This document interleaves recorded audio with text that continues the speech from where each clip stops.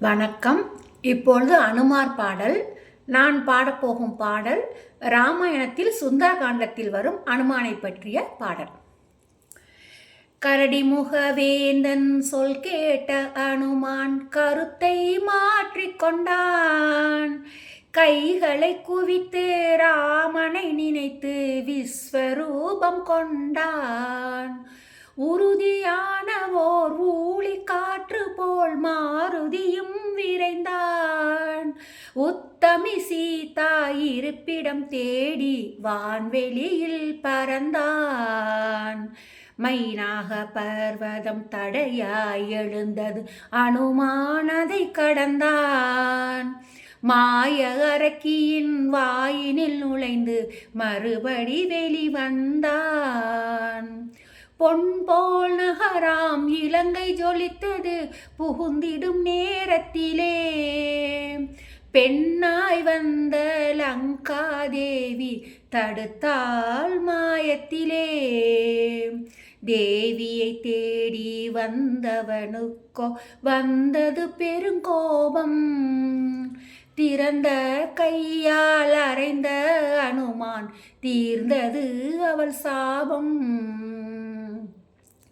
கன்னி மாடங்கள் ஒவ்வொன்றிலுமே கவனமுடன் புகுந்தான். காற்றின் மைந்தன் அன்னையை தேடி காணும் ஆவல் கொண்டான். எண்ணிலாததோர் மரங்கள் சூழ்ந்தது அசோகவன சோலை. ஏக்கம் பொங்கிட வாடி வதங்கினாள் இவள் தானோ சீதை. அன்னையை கண்ட அனுமன் இருகை கூப்பி வணங்கினானே.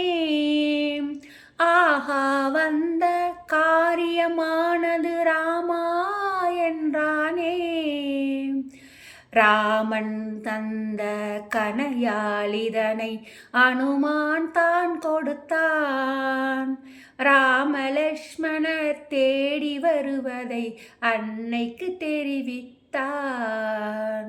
வேகம் விவேகம் இரண்டும் நிறைந்தவன் மாருதியே என்றாள். கனிவுடன் ராம தூதனின் கையில் சூடாமணி தந்தாள்.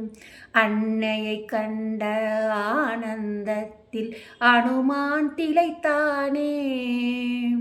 அழகிய வனத்தை காலால் வாளால் அடித்தும் உதைத்தானே. என்ன இதுவென்ற அச்சனை தாக்கி உயிரை குடித்தானே. இந்திரஜித்தின் பிரம்மாஸ்திரமுன் பணிவாய் நடித்தானே. இலங்கேஸ்வரனின் அரச சபையிலே கட்டுன்று நின்றிருந்தான். குலத்தொடு நீயும் நாசமாவது உறுதியானதென்றான். தூதன் இறக்கணம் சொல்லிய பின்னும் ராவணன் கொதித்தெழுந்தான். துல்லிய அனுமனின் வாளினில் தீயை கொளுத்தன ஆணையிட்டான். வேதனை தீர்த்திட லங்கா நகரம் எரித்தான் வாளாலே. வெற்றி செய்தியை ராமனும் அறிய விரைந்தான் வான்மேலே. தழுவினை தாங்கிய தலைவன் காலை தாள்களை பணிந்தெழுந்தான். தாயை கண்டனர் செய்தியை சொல்லி சூடாமணி தந்தான். சூடாமணி தந்தான். நன்றி.